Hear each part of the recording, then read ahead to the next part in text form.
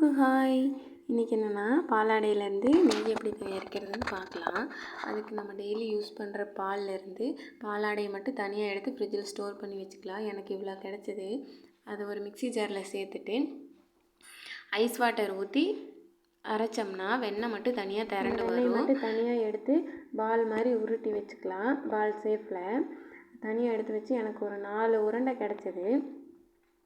அடுப்பு ஆன் பண்ணி ஒரு பாத்திரத்தை வச்சுட்டு சூடானதுக்கப்புறம் அந்த பால்ஸை ஒவ்வொன்றா சேர்த்து நல்லா மெல்ட் ஆக்கணும், உருக்கணும்னா நம்மளுக்கு நெய் ரெடி ஆகும். இந்த மாதிரி நல்லா மெல்ட் ஆகி நுரையாக வரும். அந்த நுரையெல்லாம் நல்லா அடங்கணும். அது வரைக்கும் நல்லா கரண்டியை வச்சு கலக்கி விட்டுட்டே இருக்கணும். அந்த நுரையெல்லாம் போனதுக்கப்புறம் இந்த மாதிரி வரும்.